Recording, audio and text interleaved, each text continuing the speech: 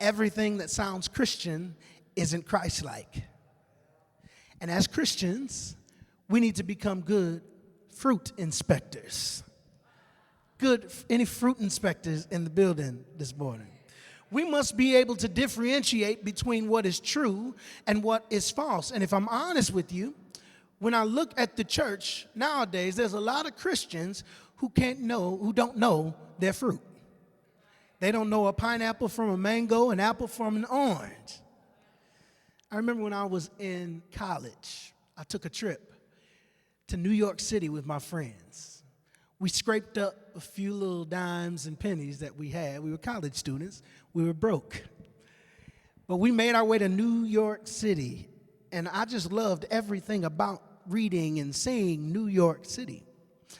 I didn't know it took a lot of money to be in New York City.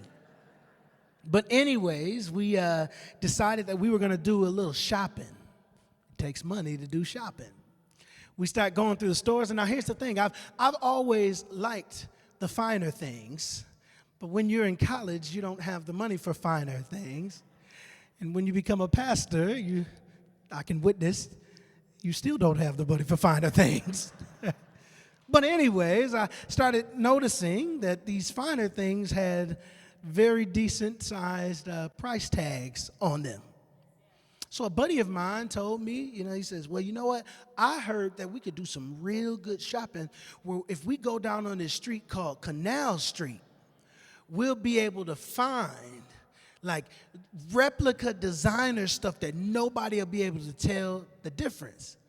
Now, we didn't have much money, so we walked about 1.5 miles to get over to Canal Street, and we got there, and I saw all these vendors outside. I ended up buying me some knockoff Gucci sunglasses, and then after I got that, I ended up purchasing me a very nice wallet, a nice Louis Vuitton encoded wallet. Now, you couldn't tell me nothing. You really couldn't tell the difference. I didn't take those glasses off or remove that wallet from my pocket for the rest of the trip. On the way back, we got on the plane, and I sat next to this very well-dressed man. And you could tell he was a businessman, and he'd been doing it for quite a while. And he looks at me, and he says, nice shades, man. Why I had those shades on in the airplane, I don't quite know. But anyways, I said, oh, yeah, me and my friends, I started feeling a little proud. I said, we came out here to New York, and, you got to do what you got to do in New York. We saved up, we had to spend. He says, oh, I know what you mean. You get him off Canal Street? He knew right away that what I had was not the real deal. Now, you see, here's the thing.